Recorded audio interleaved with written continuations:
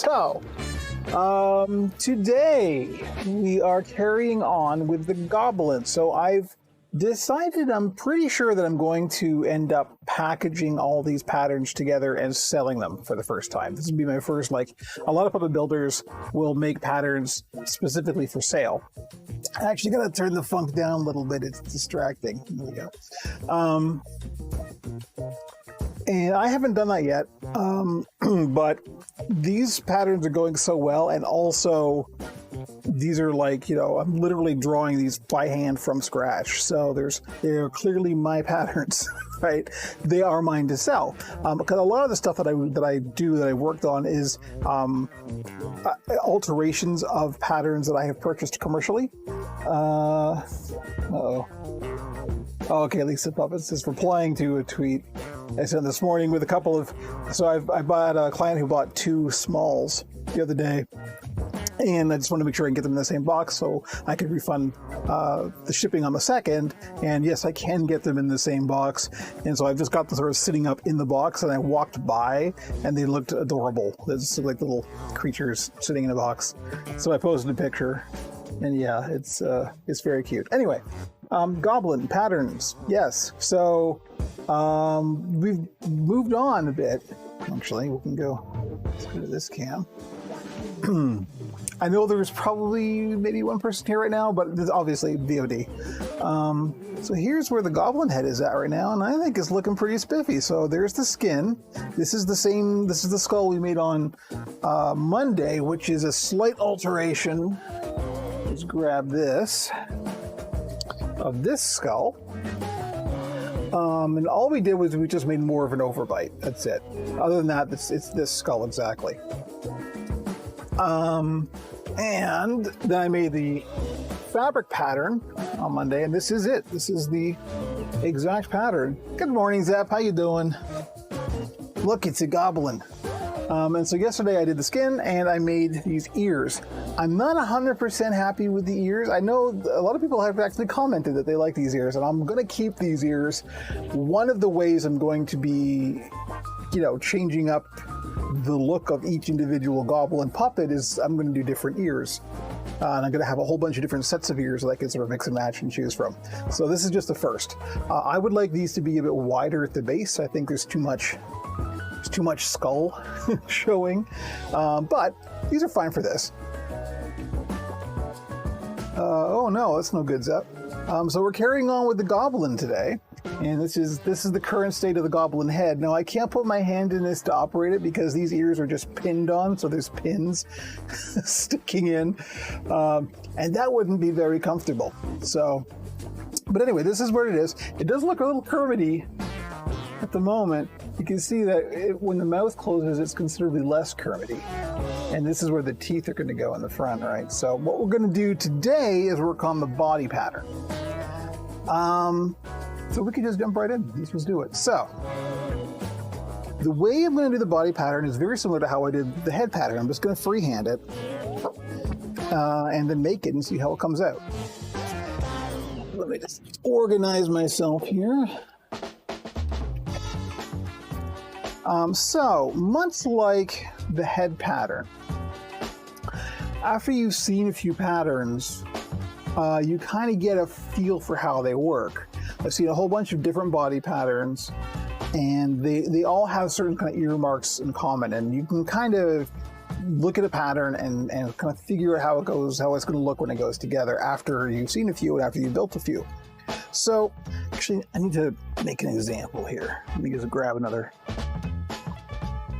spare sheet of cardstock. I'm going to do it on this. This is like a 12 by 12 cardstock, which is going to be big enough for the body because this body actually could be fairly wide. So, but it's just to give by way of an example. If I was to do, how well can you see that mark? Not terribly well. Let's do this with Sharpie. So we can start with a tube, right? Which is basically just this. And if you wanted to then, you know, if you would just sort of curve that around, glue the two ends together, and you'd have a tube, right? So if you wanted to curve that tube, what you can do is just curve off the edges like that. That would make like a cylinder with like a tube in the middle that has kind of beveled edges. And then if you want, you can start doing things like adding darts in. And that would make an almost Kermit-y style body, not quite as smooth round as Kermit. The thing is, the more pieces you do the body in, the smoother, the cleaner the lines are going to be. So the goal here is to do it in just 2 pieces. And because of that, some of the, like where you make the darts, some of these corners are going to be a little harsh, but I'm going to do this body in fur so that you won't see those anyway. If I was going to do it in fleece, I'd do it in more pieces. And for example, a Kermit body, or a Kermit style body, like a sort of teardrop shaped, goes kind of like this. You make a bunch of kind of petal shaped pieces, kind of like that. And you make like 8 of these and you glue them all together. And it ends up, I can even show you this. I've shown this before, but it's worth having another look at. This is my forever in progress Kermit body. and this was done by me. And you can see there's just 8 pieces that have these kind of shapes, but when you glue them all together, it makes a very, very nice curve. And very smooth. There's no angles, there's no edges or anything, right? But like I said, we want to do this in fewer than 8 pieces. So,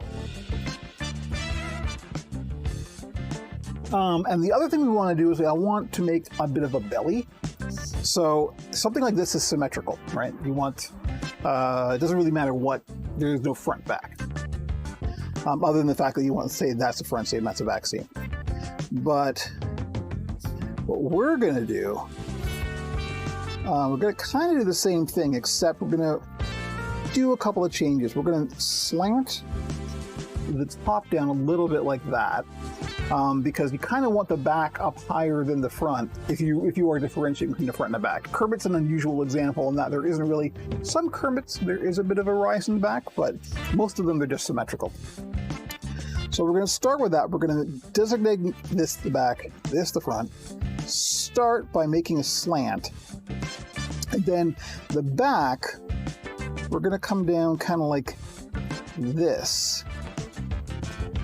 And then the front, we're going to do that even more exaggerated and make kind of a belly shape like that. And then we're just going to put a big dart kind of like that. And this should get us to a kind of a thin torso and then a little round belly. That's the theory. Much like the head pattern that we freehanded. I haven't actually done this before, so this is a total experiment. So this could go horribly wrong, but I already have some patterns that are similar to this, but this is the first one that I'm drawing myself. Now what I did, I went ahead of time and I kind of marked where the dimensions should be, because I know how tall I want the body, I know how wide the body should be. So I've just kind of gone and marked out points. So let me think how this should go. So the top, this is the back, this is the front. Can you see that? Yeah, you can see that. And what you want to do with a neck frequently, if you're putting this together in like 2 pieces and you're making a tube, you kind of want to angle kind of like this. You want to make like a scoop. And when you put that together, it will be a nice flat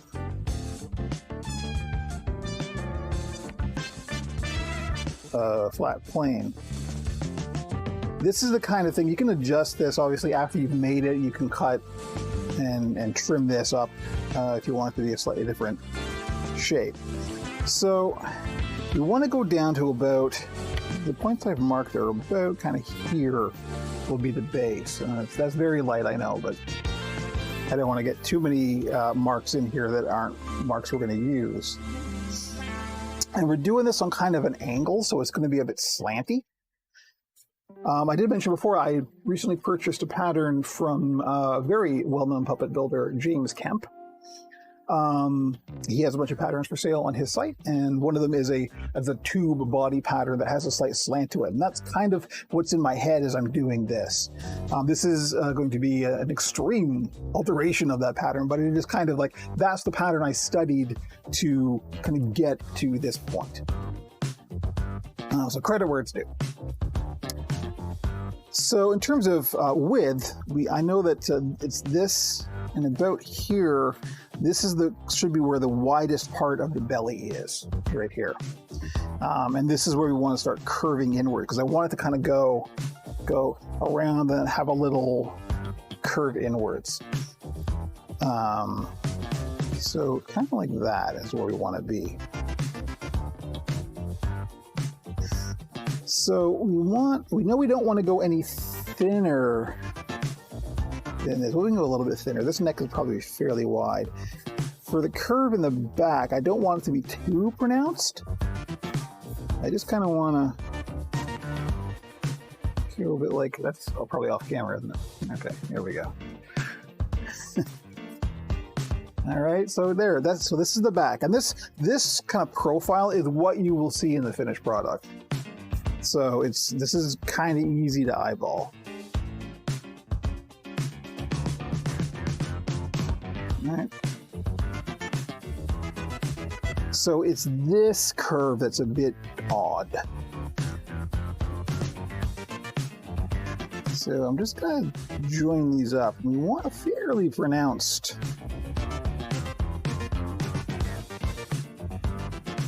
That might be a little too much, but it's a Goblin. It's kind of good to go a little too far. You know what I mean? I'm going to try this. I'm a little bit... This curve I'm not super crazy about. But who knows? It might end up just fine. And the final thing is we want a dart in the middle. Now, I've marked out where I think darts should probably start. The question is, how far do they go? So what the darts are going to do is it's going to sort of gather this whole shape and pull it in. So I don't think I want it very deep, because I want this part of the body to be quite rounded and pronounced. So let's just try. This is real rough, but because once I get this, and this may have to be iterated on a couple of times, but once I get this, I'm going to scan it in and then do it in a nice vector program, and it'll be a nice finished product. So at the bottom, you want to kind of make a curve, and since these are going to be joined together, you want to make sure that it's kind of a continual curve across these two.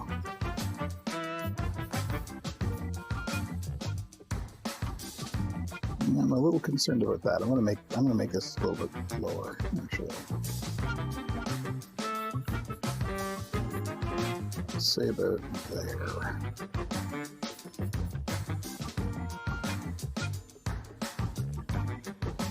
All right. Well, that's what we're going to try. I don't know how this is going to go. I have lots of foam right now, so if it's no good, then we just do it again. I'm going to trace the correct lines in Sharpie just so they're real clear.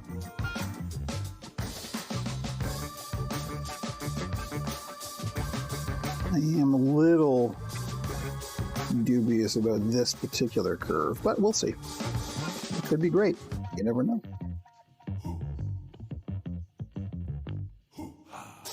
So I want my goblins to have like a little torso and then a real chubby belly. I think that will be fun.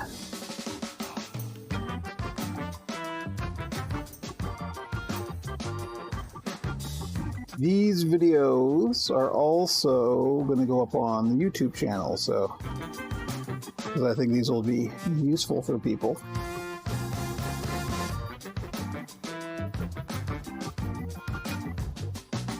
Particularly if I start selling these. I think I might not have this little lip right here. I think I want to go straight down. Melvin, you finally followed. Where you been, buddy? Melvin, I know from Twitter. He's also a puppet streamer. Hello and welcome. I just need to get a pattern here for a second. Okay, so... Oh, no, that's bodies various. That's not the right envelope. Where's my goblin? Here it is. What I want to do is make sure that this line kind of matches with the bottom of the neck of the fleece pattern here. How you doing, Melvin? Nice to see you. Thank you for dropping by. All right, so that looks pretty close. Don't worry about this little kind of gap in here, because when these two halves get sewn together, that kind of flattens it out. So we just want to worry about this point to this point. It's pretty close. The head is actually a little bit wider, but that's fine. Like I said, this is going to be in fur. This is in fleece, as you can see. So you got a little wiggle room there. So now we're going to cut this out and make it in foam and just see what it looks like. I have a vague idea what this should look like, but I don't actually know, and that's the exciting part. Why won't you go in the envelope? Why do you like this? Because I'm a goblin, that's why.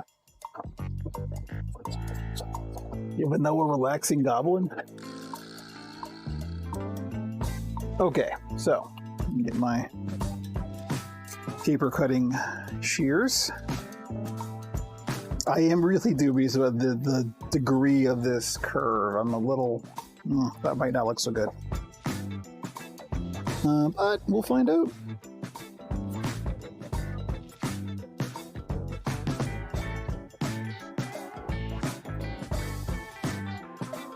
Or it might look great. Those are the two possibilities. So we're making a goblin. I don't know if you see my Twitter lately, but I posted yesterday this particular up here in the picture-in-picture, that goblin head. We're making the body. And I'm freehand drawing it based on my knowledge of how other patterns work. And we're just going to see if it makes something that's pleasing. And if so, that's awesome, and we have a new pattern. If it doesn't, then we iterate until we get a new pattern.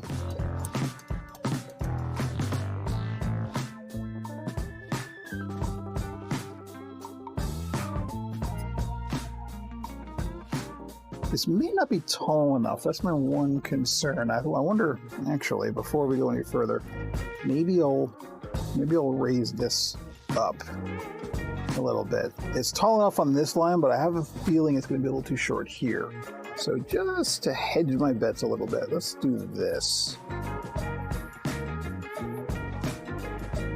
We'll do that. Let's give it a little bit extra height. The thing about this style of puppet is you can always get a little more height in the finished product by adding a sleeve onto the bottom. Like most puppets will have a sleeve on the bottom. But particularly with a fur body like this is going to be, you can just add like a tube on the bottom, and that makes it taller. You can't really see the difference between the tube on the bottom and the main body, so you can kind of cheat a little bit.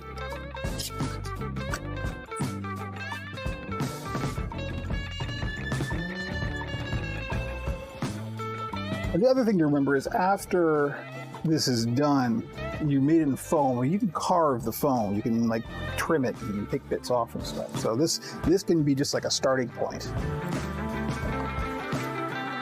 You can even glue new bits in. Like with foam, you can do anything.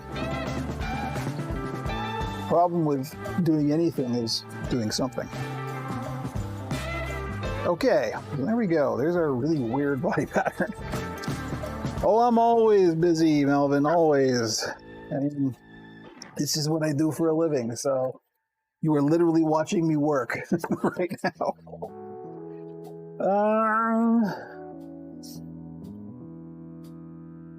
I'm actually not, this is not terribly productive right now because I'm prototyping a new model for the store, so this is definitely going to be as long as it looks okay. This is going to be for sale on the store, but this is the time I have to spend prototyping stuff, right? This is how I get new stuff. So this is not necessarily, I'm spending all week on this.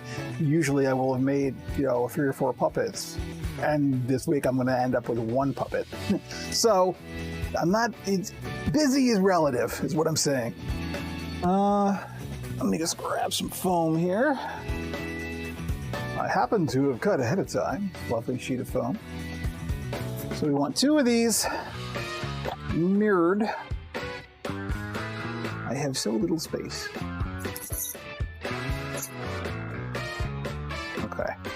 Well, here's the ear pattern for the Goblin. This is what I used.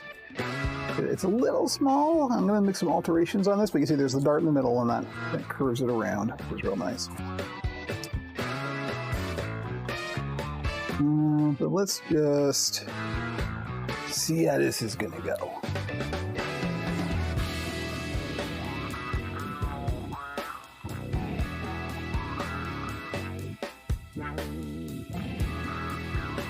It's maybe a little bit more of a belly than I was thinking of, but that might be good. You never know. Stranger things have happened.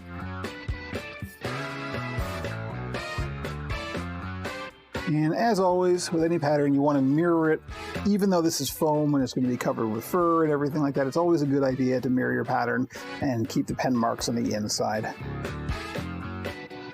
Because they can show through on fleece. On fur, obviously, it's so thick that you don't ever see it, but best practices are best practices.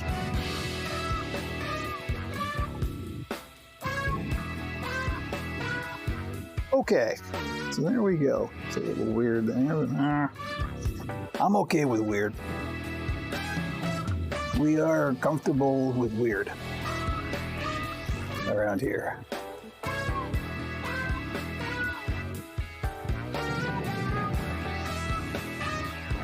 So now we cut it out. Get our razor blade, which I think is probably going to have to be changed. Let's just see how far we can get. It's really, really dull.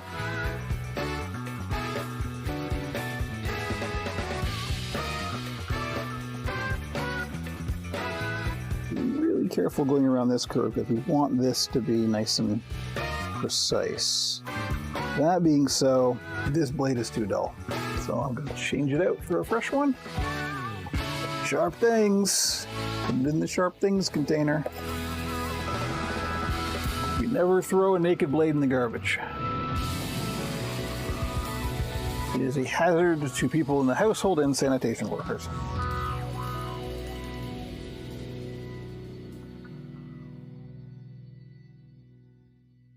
All right, Melvin. I will definitely be doing more live hands puppets in the near future. So yeah, for sure. We can talk.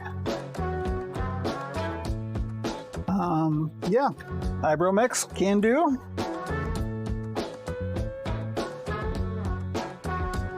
If you want to message me, we can hammer out things like colors and design preferences, features, noses, teeth, that kind of thing. Do let me know.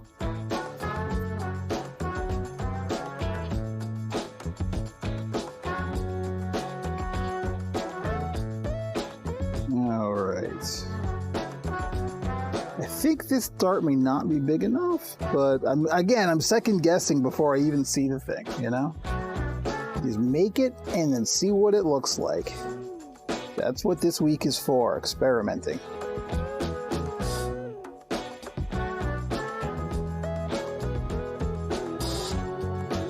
Okay, there is...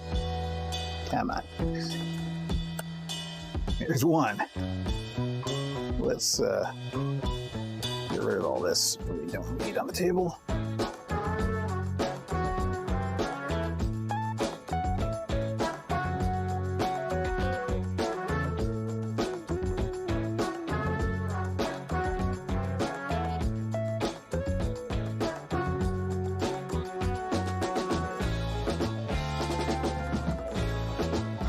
This is a very pleasing curve here. I think I'm gonna like that one.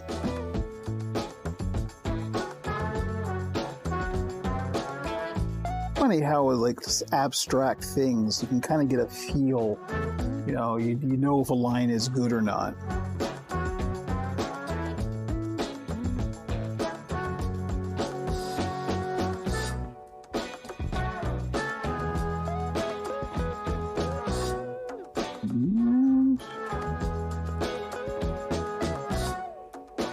Oh, cut all the lines. There we go. Okay. So let me put the blade back. Yeah, sounds good, Melvin.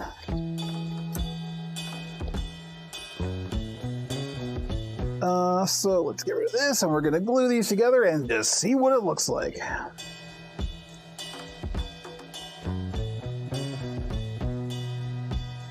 So we're going to get the barge.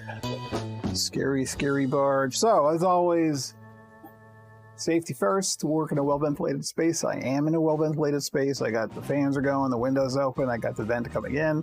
I'm not going to wear a respirator this time. I generally don't on stream just because you need to hear me talking. When I'm not streaming, I always wear a respirator when I'm working with barge. I'll be fine for now, but I had to give the safety lecture because this stuff, you don't want to be breathing this stuff in a lot.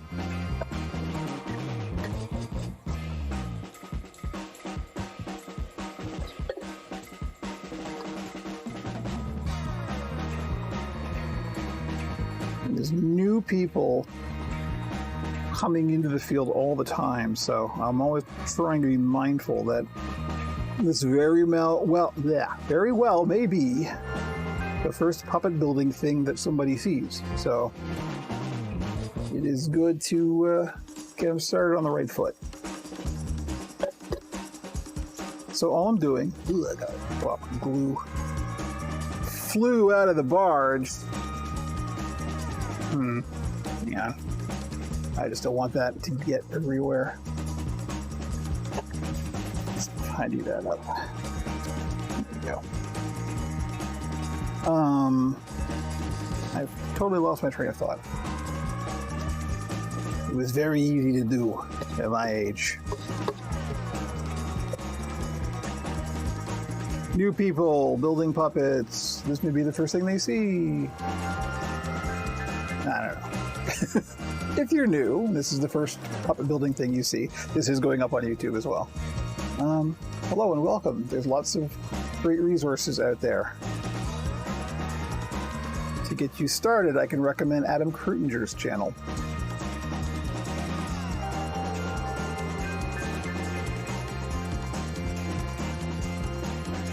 The more puppets, the better. That's what I say.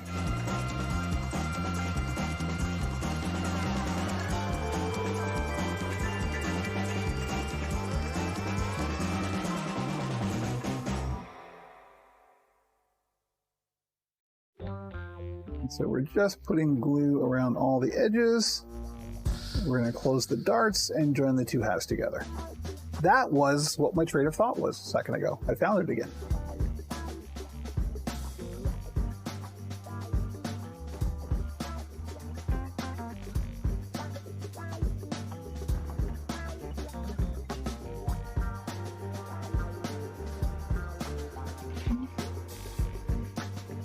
Putting glue on the dart here. I know this is a little bit off camera, but I have to get close to it and see it. Old Captain Bifocals here.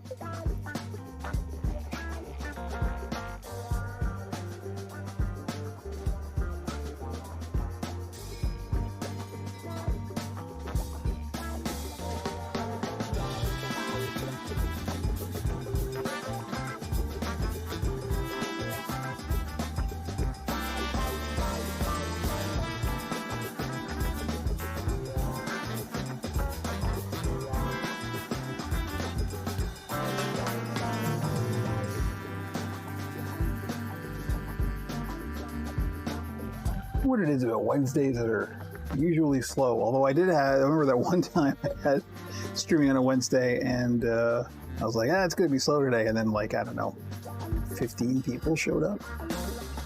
You never know. It's the magic of streaming. You never know.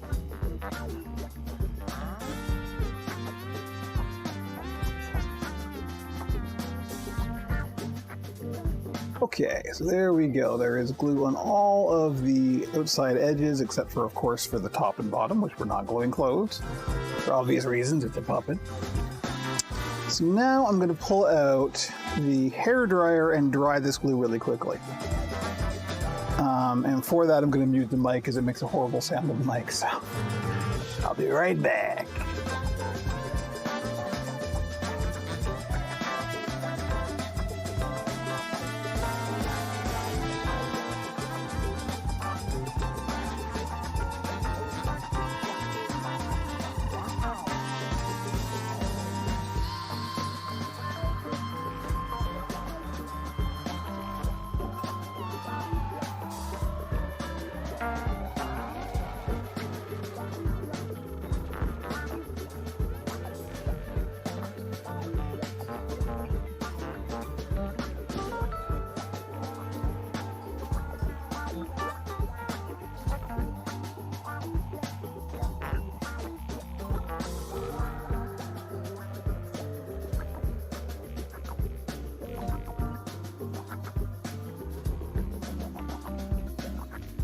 Funny, it's one of the first things that new builders often get wrong is when they start to work with contact cement is it's counterintuitive because the glue needs to be almost completely dry before you stick stuff together.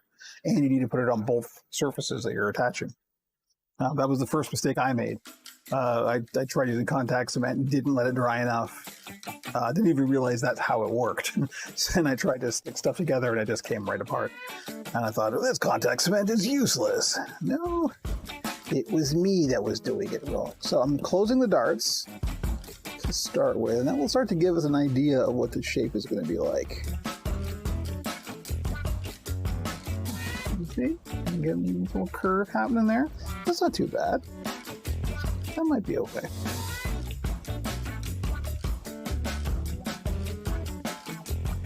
That on both sides. I use the hair dryer when I'm streaming, just for the sake of time. It's much better to let this air dry.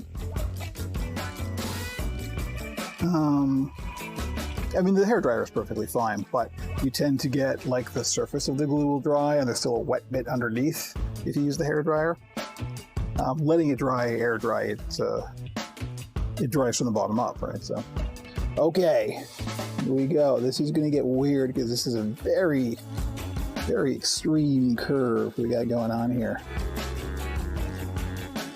So what I'm going to do, I'm going to attach the top as well, because we've got to remember foam compresses and expands. So we want to make sure our ends are sort of aligned and flush.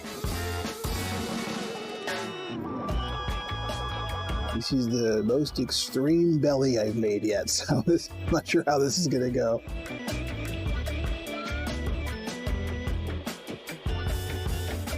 Okay, all right, it's a little bit. Might be a little bit too much, but we'll see. Let's just finish putting it together and then we can decide if we're going to do any alterations.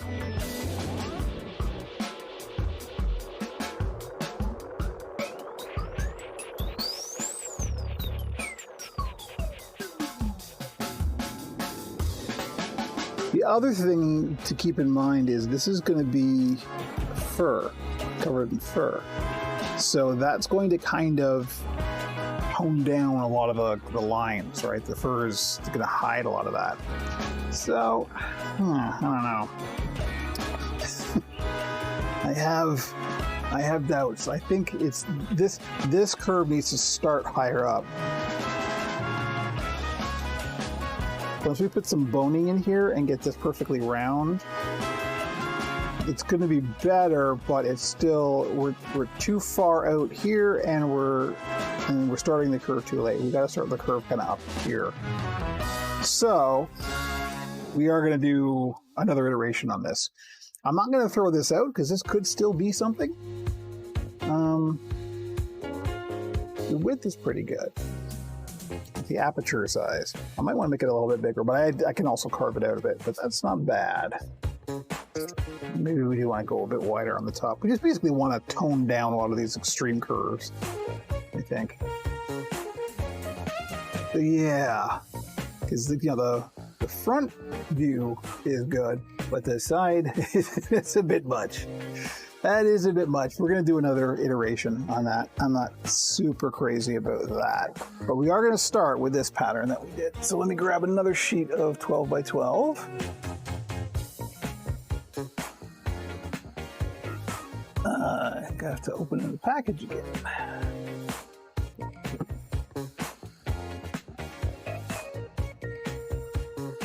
This is how we make things. We iterate. Okay, so here's another sheet of 12 by 12. So we're going to start with this one. So we're just going to trace this out. Good thing I got a lot of foam. Where did I put my pencil away? Yes.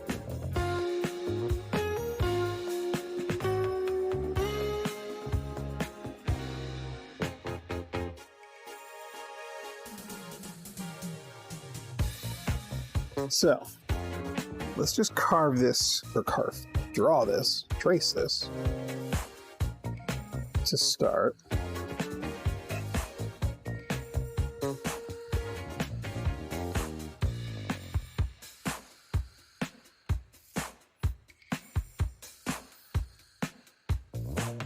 There.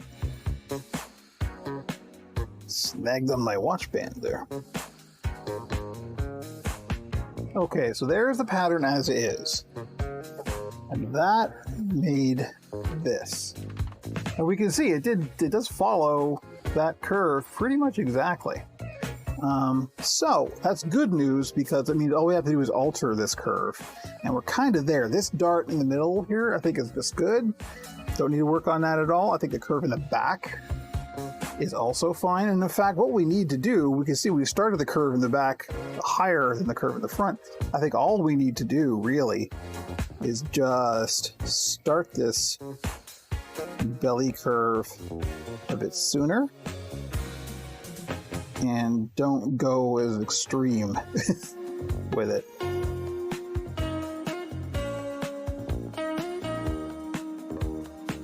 Right? Maybe a little bit of that. It's not too far off. I do want there to definitely be a thing there, right? I don't want it to go around. I'm also going to widen this a little bit. Let's trim that. Let me draw that with the Sharpie. We learn from our mistakes, you see. It's not really a mistake. I mean, it was an experiment to start with. It was just a, what is this going to look like? And now we know. So the thing we got to remember is, since we're doing this in two pieces, the join where these two pieces come together is going to be a kind of pointy. If you look at it, you know, from the bottom, it does come out into a point. There are ways around that, and one of the ways is just to make more pieces and make this curve more gentle. But we are trying to do this so the same pattern can be used for the foam and the fleece, or the fur. So there are compromises that we have to make, and this is along the lines of a compromise.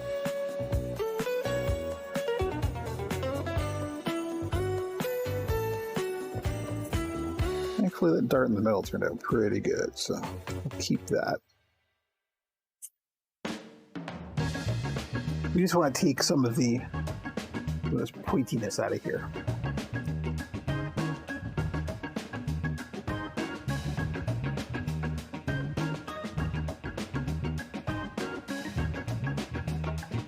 And how are we in the back there? I think that might be a little too extreme.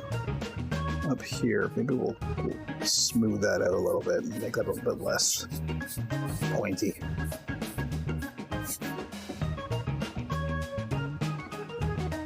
That. All right. Here we go again.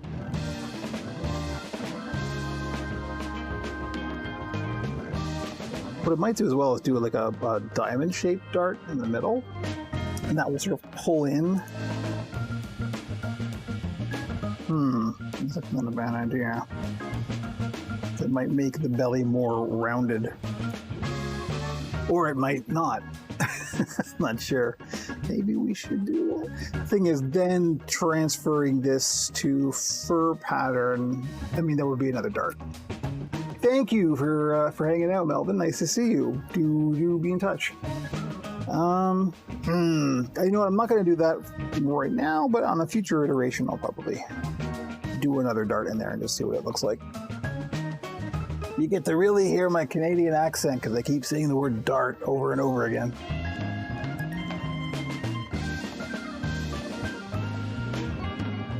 Okay. Here we go again. Well, this is cool because at the end of the string, we'll be able to show, you know, a lineup of the iterations, so that's cool. It's an object lesson. I object.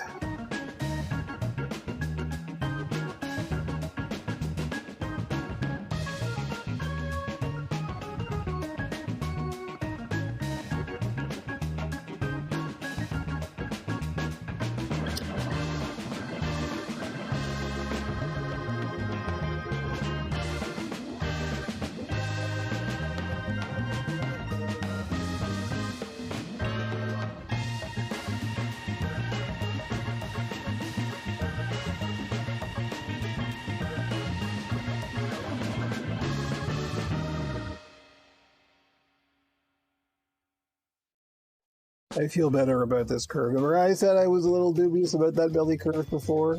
Turns out I was right. Trust their instincts. This one I feel much better about.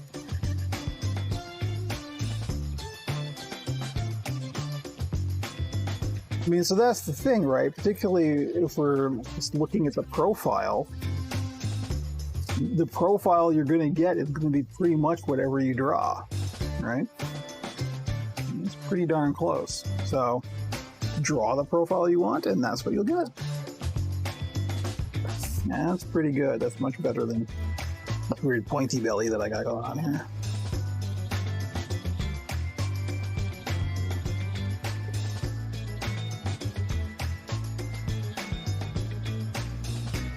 Here's another little experiment I might try. If this works out, we're going to kind of switch gears and try another body pattern I've been tinkering with, but I haven't actually made in foam yet.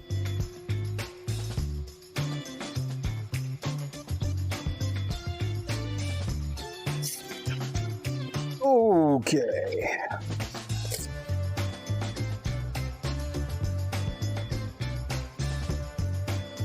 Where did I put that foam?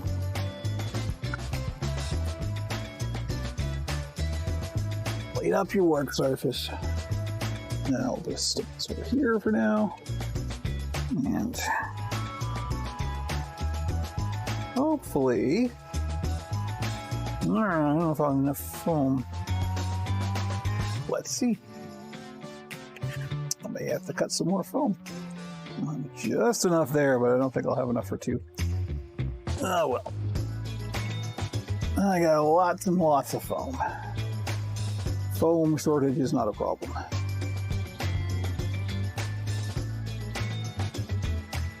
Now, the other thing is, I'm not going to waste that other one I made. I can just carve that down into a better shape. I'm just trying to come up with a reproducible pattern. So nothing will go to waste.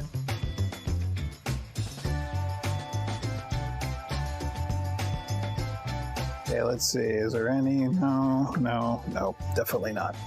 Let me see. I got another piece down here that will accommodate. I got lots of foam scrap. Some of it quite large. Oh, this looks promising. Let's see. Yeah, for sure. Which direction did we do this one? So this will be like this. Okay.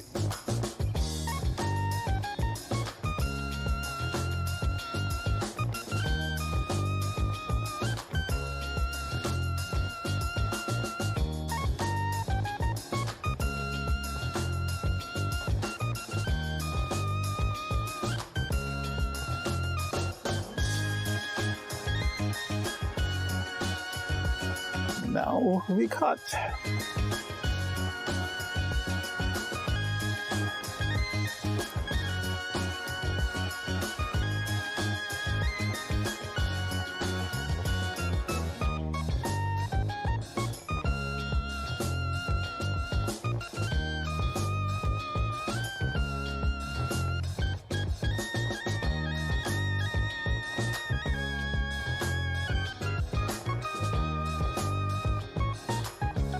Get ready, extraneous pieces.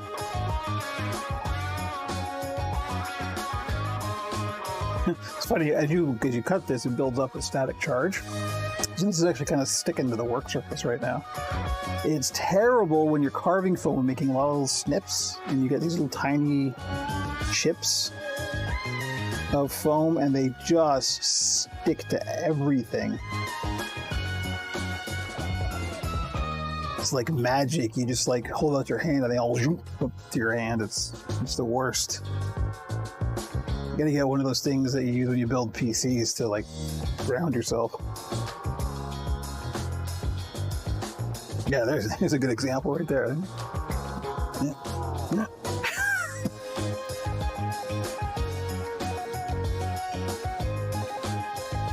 I'll bet Swazzle has a process for that. Make a TikTok video about that, Swazzle.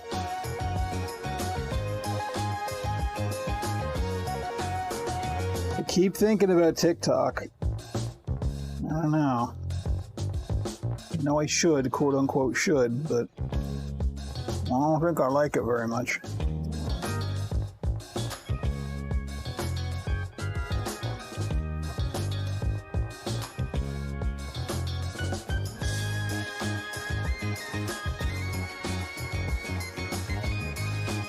And the other piece, I've got a collection of fur on it because it sat on the floor for 5 seconds.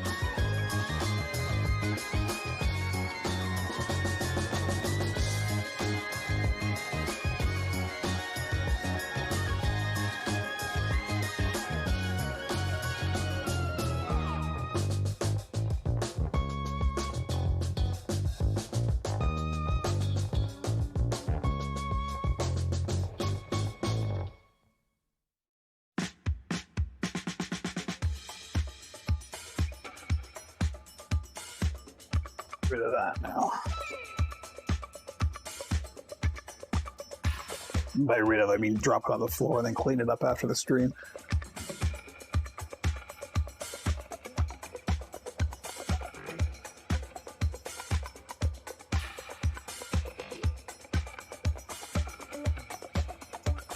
Very staticky today. Some days I find it's less staticky. I imagine it has to do with like humidity or something.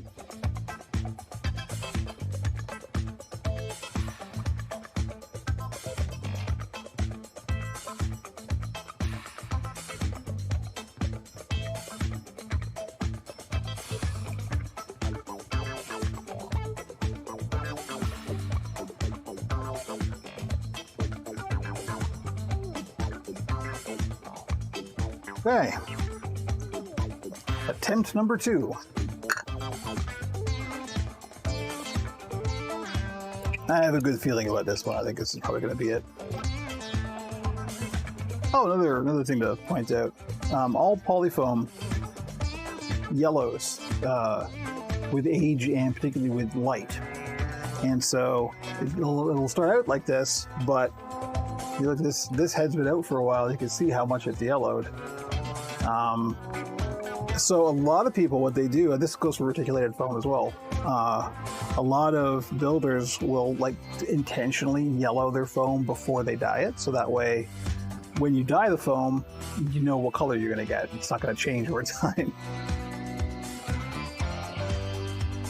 Just a fun little trivia bit.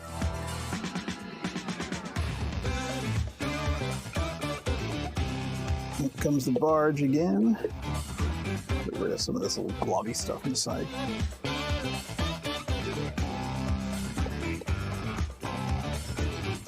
So is E3 season, otherwise known as E3 I wonder if it's done now. I think we're pretty much, I mean, I know we're past all the big ones, but Nintendo went yesterday. And who else? I think Square Enix did yesterday. I remember what streams I watched from Waypoint and Nextlander.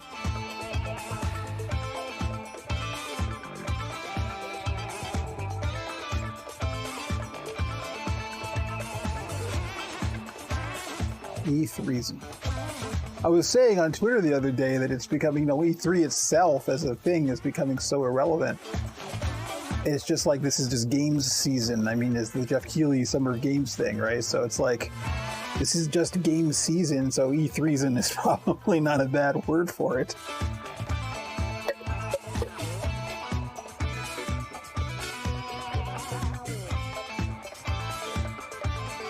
I should podcast.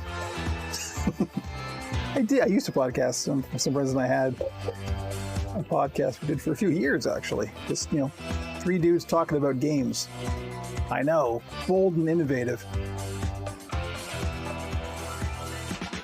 I do miss it sometimes. I was like the producer as well as the host, so it was quite a lot of work for me.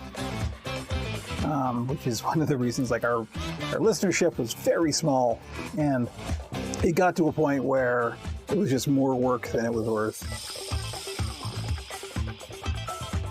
So we jettisoned it because, let's face it, three dudes talking about video games is a pretty oversaturated market.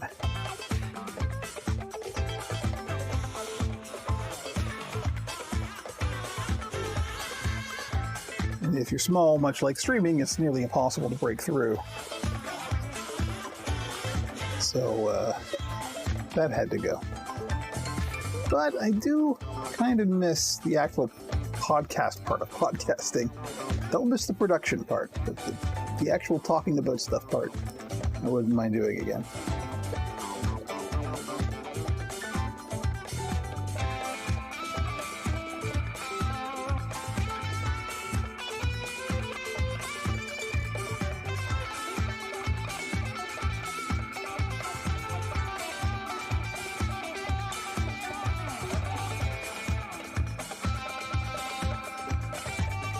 There are a couple of puppet-based podcasts already, and I think there are enough.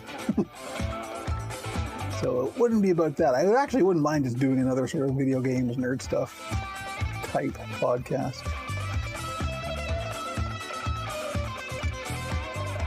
Don't think that's going to happen, at least not anytime soon. I mean, what we should do is just get all the puppet streamers and do a puppet streamers podcast. That's actually a really good idea.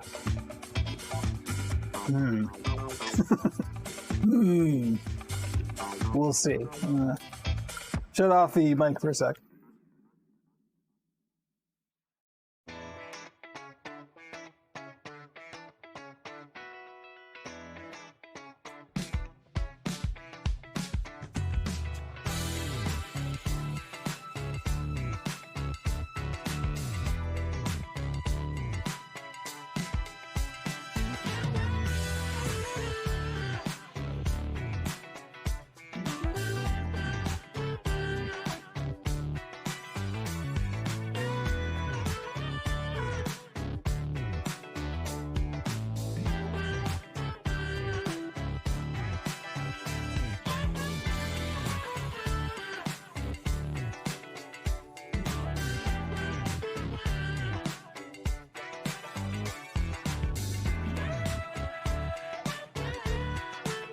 So the only problem with that idea is if I start pitching it and I start trying to spearhead it, I'm going to end up being the producer.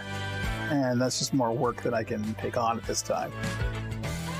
If somebody else wants to organize it, I'll absolutely join in, but I just don't have the time to produce a podcast on top of everything else. All right, here we go.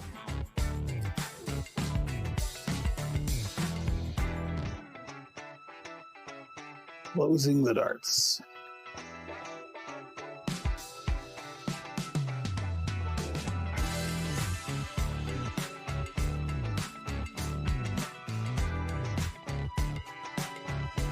Yeah, I'm sure I've got the right Well, there's no other way it could go. So yes, it has to be right.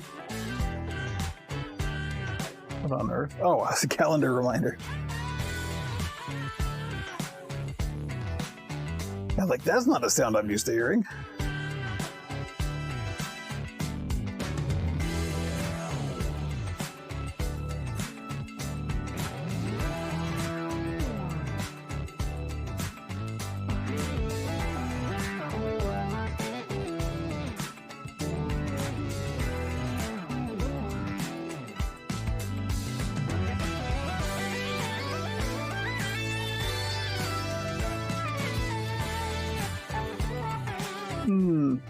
Still be a little too much.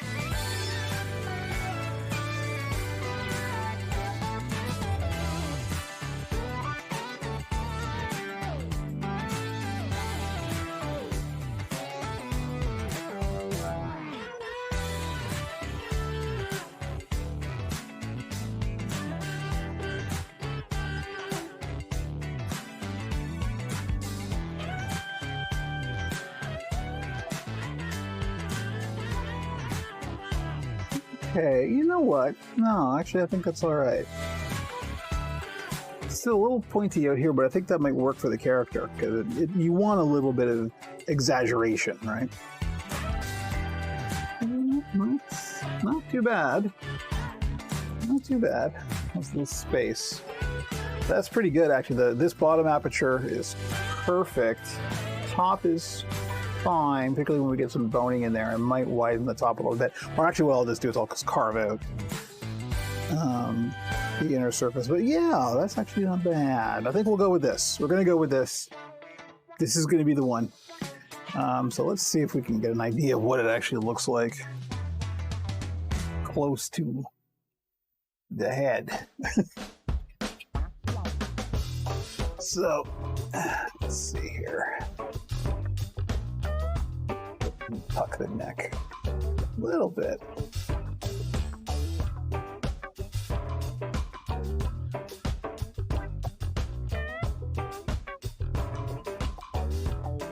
So, you know, this is a very pleasing shape. This is going to be a little bit wider because I'm going to put some boning in it. That's actually pretty good. Yeah, I think that's gonna end up just fine. So we're gonna go with that. So what should we do next? We got a whole hour.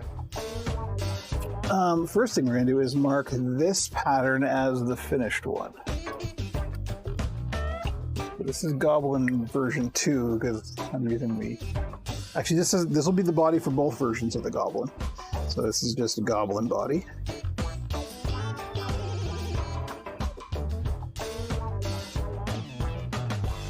Boom.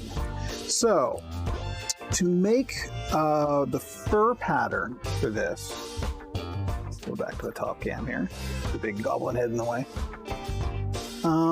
There really isn't much you need to do to this, except add seam allowances where you're gonna sew it on the machine. This will be sewn on the machine, except for the dart.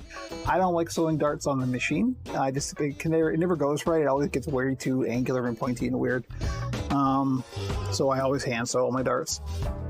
But other than that, we just gotta add seam allowances around the front and the back, and that's it. So maybe we should, let's put some boning in this first, and then we'll move on to the fur, assuming that there's time. We'll see. We will see. So let me just grab this, and we're gonna put some boning in the neck and the bottom. Move this back too.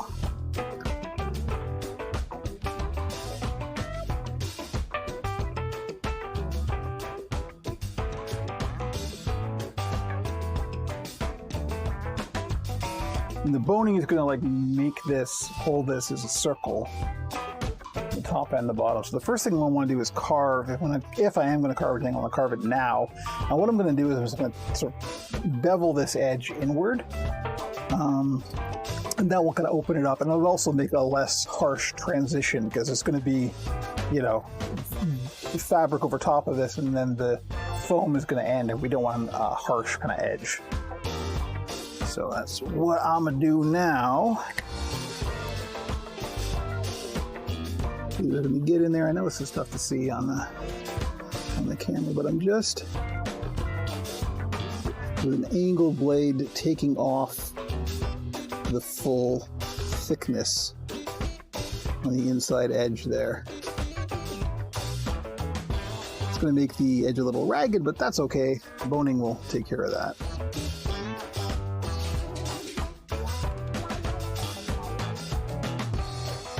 Much easier to do with a new blade.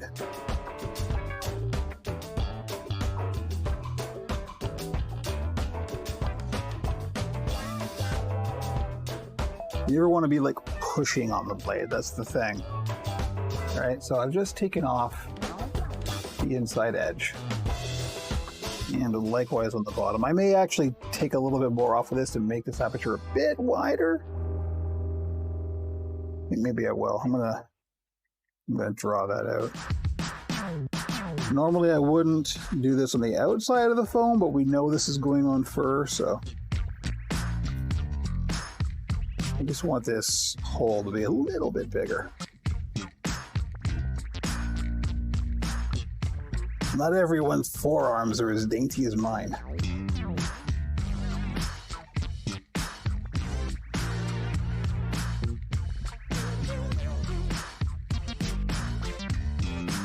Hey Nose, how you doing? Nice to see you. Or at least read you.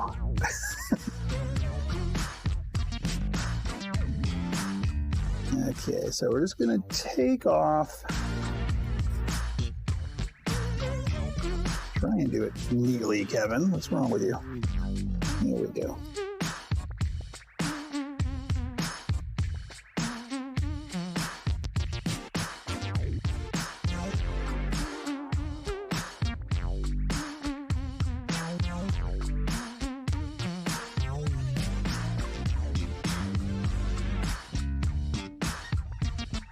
So this may be enough that I don't have to bevel this edge.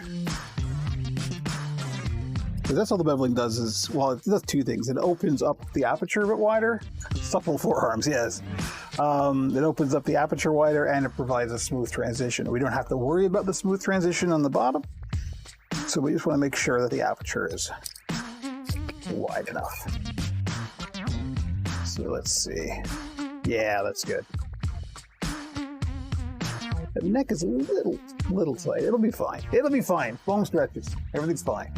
I just want to make sure you couldn't keep a mental note that I make the fur big enough. That's the trick. And I am going to do one more iteration of this pattern. It's very, very slight tweaks, but this will be fine for the first one. So let me grab some boning. Get your jokes out of the way now, kids. We're a mature channel. We're not a mature channel at all, actually. We're trying to be kid safe.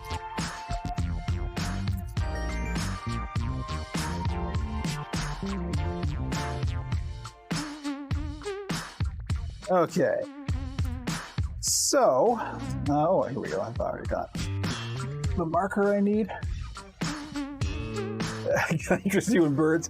That's the thing I haven't done yet. Maybe I really should think about that. The thing about birds, of course, is like unless you want to do the beak like plush, you know, out of foam and fleece and stuff, then we're talking about like casting and like hard material modeling, which is interesting and I do like doing. And there's a number of materials that I have that I can do that with. But you know.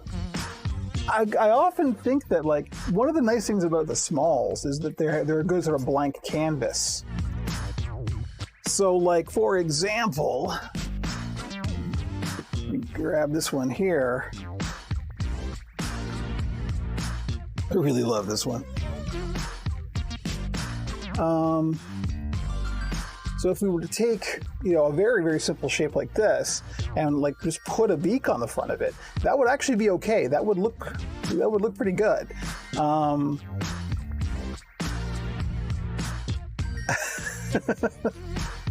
Small toy butcher for a bird. Yeah, you know, this kind of thing would not be that difficult. The tricky part, of course, is like if we're making the beak out of a hard material, it's the modeling and casting process. Because like if I was to make it, say, out of resin or like clay foam or something, you want to be able to reproduce it.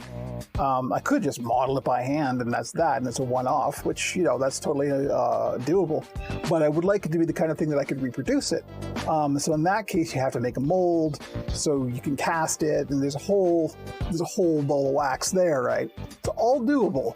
It's just, again, it's about time versus what is the end result, right? But not bad. It is something that I am thinking about. So kind of yes is the answer for the moment.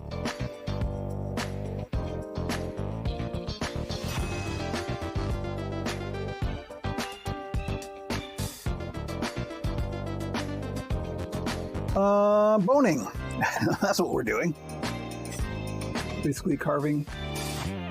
Yeah, well, that's the thing. Foam carving is I actually like foam carving quite a lot, and I'm getting better at it. I haven't done a lot of it because, again, it's time consuming. They're one-offs. You don't make any two alike. There's no pattern involved. There's no casting or molds or anything like that. It's just you sitting here with a block of stuff and carving it down. So it's really not efficient. And it's not reproducible, and that's the problem from the point of view of me and my shop, right? But again, absolutely on the table. It's just a matter of, like, you know, if it takes me, you know, an hour or two, like I would have to dye the foam as well, right? So you have to dye the foam and then carve the foam, and if anything goes wrong, there's no going back. You have to start from scratch, right? So it can be hours and hours of effort. And the end result will look great, but it will take hours and hours to get there. That's the thing, right? So if it's in the budget, you know, anything's possible as long as it's in the budget. So let me see. Why do we want that? Narrower than that. That's about right.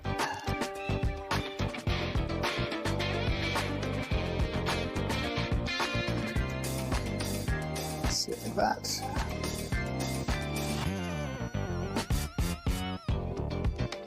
Now I'm trying to think of something I did with carved foam. Oh, I know. The horns I made. Kyle Bodette commissioned Live Hands Monster. And Thanos, I don't know if I've seen some people form a beak plushie style. Yeah, and the shape comes in the shape of the felt. Yeah, so yeah, that's an alternative. That's flat patterning. That's, you pattern it out a fleece, then you basically just stuff it. And that is much more efficient. Although the thing is, the carved foam looks really good. So, like I was saying, the horns on the blue. Actually, let me find. I don't know if Thanos, if you've seen this one, but let me see if I can find a picture to show you. We just want an image source. Give me one sec. I'll find it.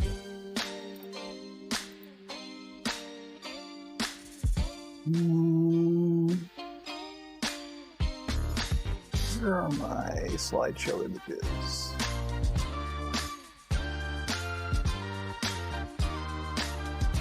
Oh, I'm in the wrong folder. Oh, of course. Thank you, OneDrive, for confusing everything. Here we go.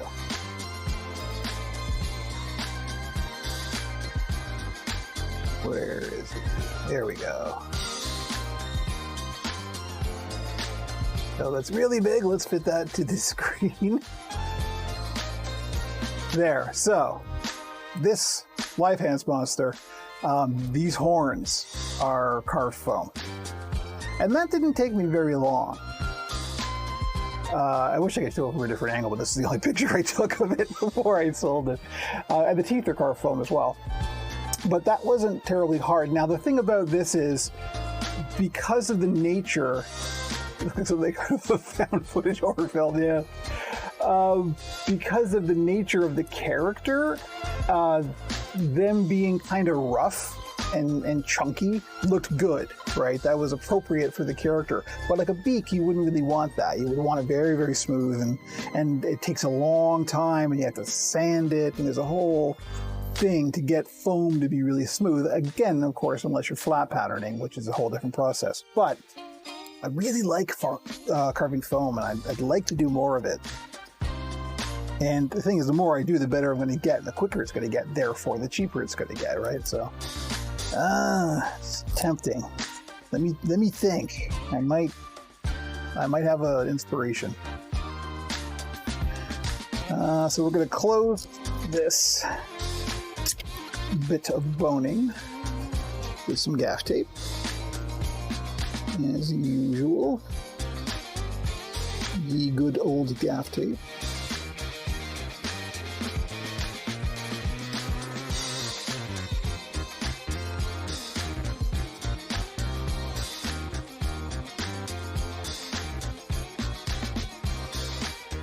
And should we glue it first, or should we put the... No, we'll glue it first, because then I'll forget which one is the right one. Is this a little large? This might be a little large. Foam stretches, but we don't want to distort it, right?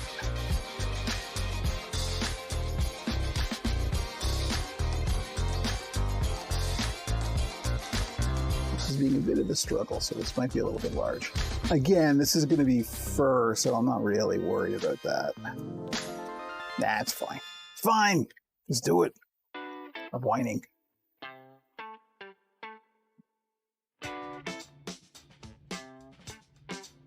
One thing I did actually make a beak a while ago for the final episode in season 1 of The Oracle. The Abscissimus character was supposed to be a kind of Skeksis-y-like thing. This was before I really started building, so I'd commissioned to build for it. Didn't turn out so great. This particularly didn't look like a beak, so I made a beak out of clay foam. But again, it was very crude and rough, and that suited the character. Yeah, no, you're absolutely right, Tanos. It hides a multitude of sins, and is also a pain in the butt to work with because it gets everywhere. It's not stretchy. It's unforgiving. So much of, like, if you gotta do any kind of detail work, like fingers, you've got to hand sew that because the machine ain't going through that. It is such a pain, but also looks really good and is helpful in so many ways. One of my favorite things for working with fur are these. These are sewing clips. And basically they're like little mini clothes pegs. And these hold together fur really well. And you're not struggling to get a pin through it and then bending the pin, which happens a lot when you're working with fur. So those are my new best friends for doing a lot of fur sewing.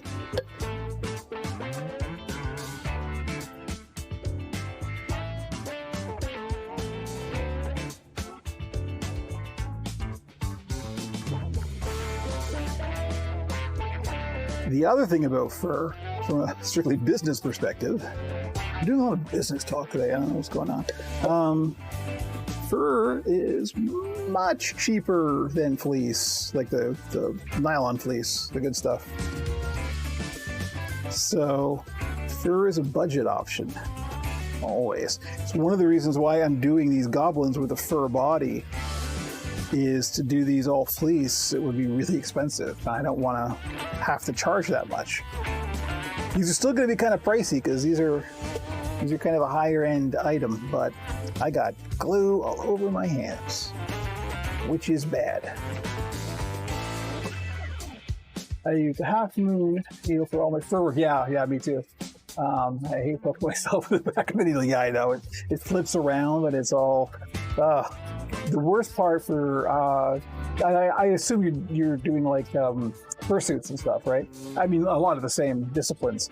For puppets, the thing about puppets is when you're closing up the back seam, after you put the skull in and everything, and you have to go down and you have to leave the seam open so you can turn it. but then you've got a whole big long seam that you have to close from the outside of the fur. And that's when I use the the curved needles. And boy, let me tell you, that is a whole, it's like surgery. Every single stitch is like a whole process. I'm going to mute the mic because I got to use the hairdryer for a sec.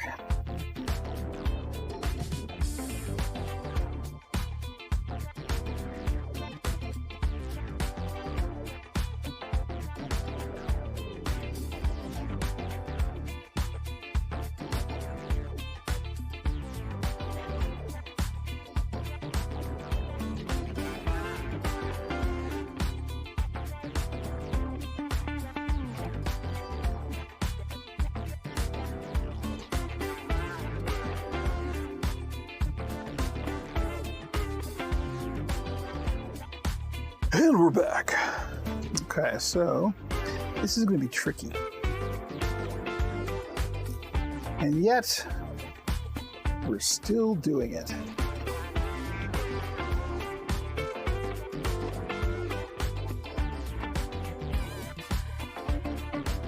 I just don't want to distort the top too much. A little bit's fine. Again, if this was fleece, it wouldn't be fine, but because this is fur, you'll never see it.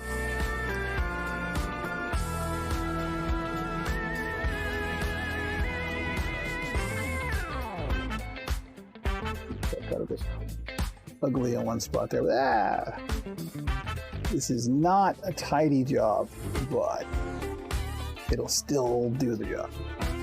It's kind of rough, but again, fur is covered, and that makes the aperture much easier to get your arm through. I can tidy that up too. All right, now for the bottom. First, some beverage. I think I am going to iterate on this a little bit because I mean it's good, but it could be better.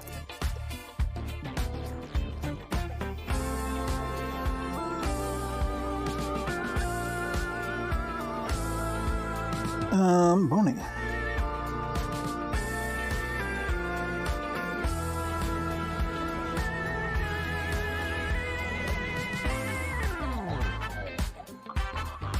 All right, you gonna stay? You are gonna stay.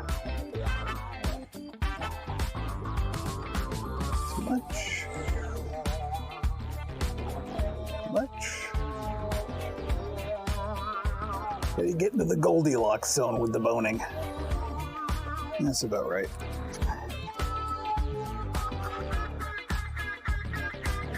Where did I put my Sharpie? Did I put my Sharpie in the bucket? I think I did. Yeah, well that's the thing. If this was going to be, like I said, if this was visible, if this was like covered with fleece, I would definitely do something about these rumpled edges. But it's going to be fur, so you will never see that. I am not like Ridley Scott. I don't make things that will never appear on the film just to be like authenticity. If you're not going to see it, don't worry about it.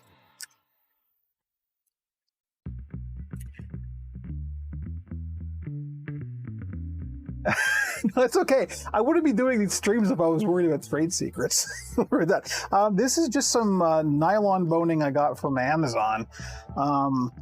This is not the stuff with the fabric covering. This is just like a nylon strap that's kind of perforated. You can technically sew through this. It's not easy. I wouldn't recommend it.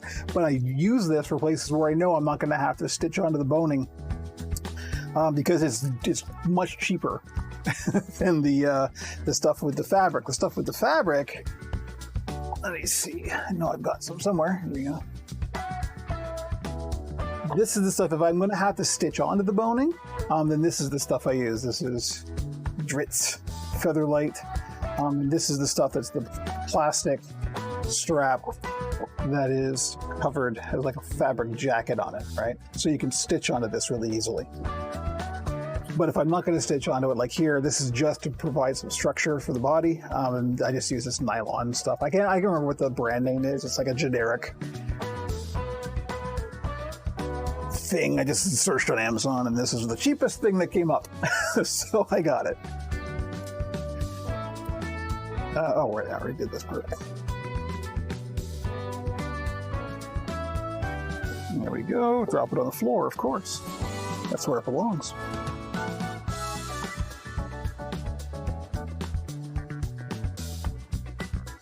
Yeah, exactly. Well, that's the thing. I'm always starting to look for ways to cut the expenses down without cutting the quality. Because, as you probably know, a lot of this stuff ain't cheap.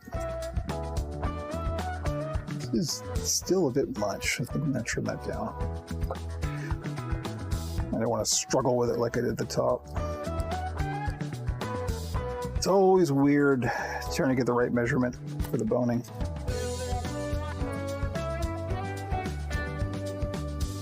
It's a little bit more reasonable. Yeah, nothing is cheap, especially when you need it. Exactly.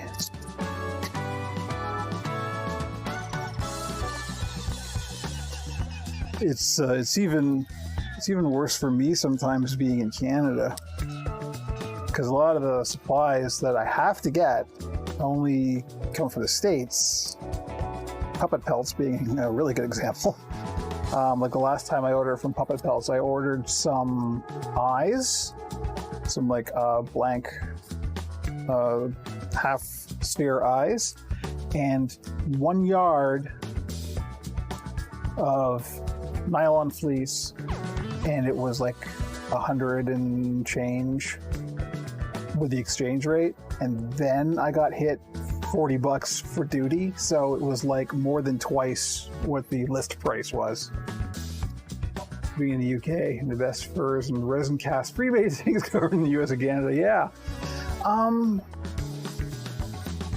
There are a couple of good places in the UK, actually. I'm thinking of Furry Fingers puppets, I believe, are in the UK. I don't think they sell fur, though. But there's another place that does sell fur in the UK, and I can't remember the name right now. I'm sure you've already done your own work. But you may not be looking in the same places as me, right? Because I'm looking for specifically puppets stuff. Yeah, Furry Fingers. They're puppet supplies, though. They're not. I don't think they sell fabric or anything like that. But there is another place that I'm racking my brains trying to remember what it's called, and it does specifically cater to puppet stuff. So that's why I'm thinking maybe that may not have showed up on your radar, right?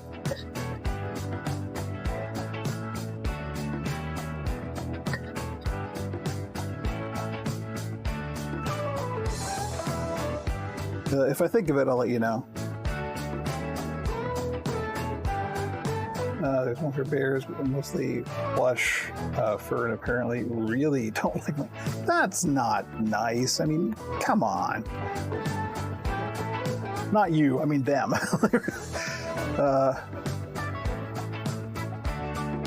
One might even say that's a bigoted attitude to take there. Mohair bears. eBay sellers are fairly reliable. Yeah, I know a lot of people go to, like, there's some sellers on Etsy and eBay or stuff like that. But yeah, so for my fur, most of it comes from Fabric Empire in the States. The prices are really good. So it kind of offsets the cost of the shipping. It can take a while for shipping, though, which is an issue.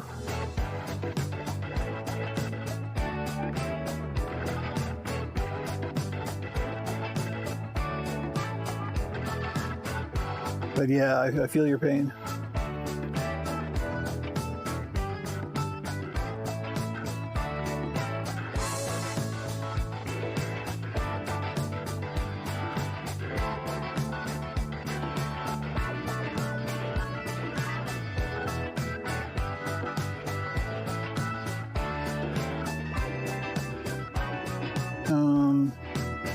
But yeah, fur in general tends to be way cheaper than nylon fleece.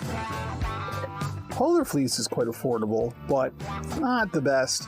I do work with it occasionally, and sometimes out of necessity, because I can't get the nylon fleece. I really do prefer nylon fleece, but you gotta do what you gotta do, you know? The problem with polar fleece for me is not so much the fabric itself. I quite like it as a material, but the colors are often very muted. I've yet to find a green polar fleece I really like. When I do, I'll buy a lot of it. I make a lot of green puppets. But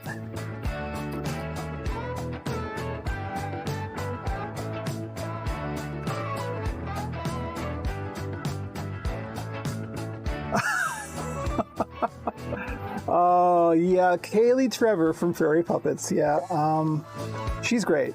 Although she's about my tier. Like, she hasn't been doing it for that long, and she's not very confident in her skills, I think, and that's not right, because she's good. She knows what she's doing. Good. Okay, good. I'm glad. But yeah, I can imagine. But that's, you know, most puppet builders like a challenge, right? Just not too much of a challenge, you know. There's a challenge and then there's impossible. It's a challenge is good. Okay, I gotta mute the mic again.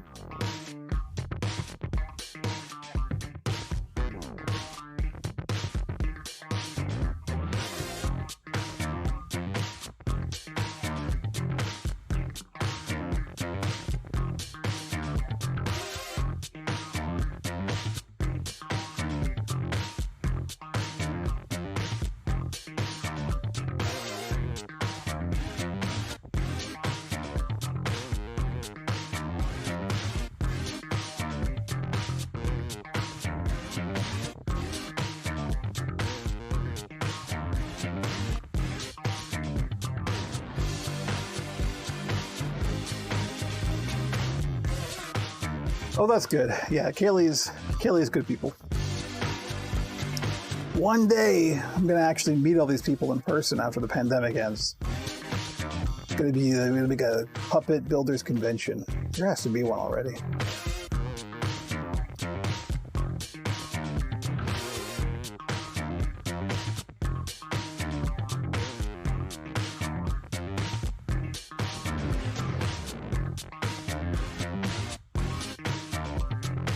Go. This is considerably nicer than the top, of course, thing you'll ever see.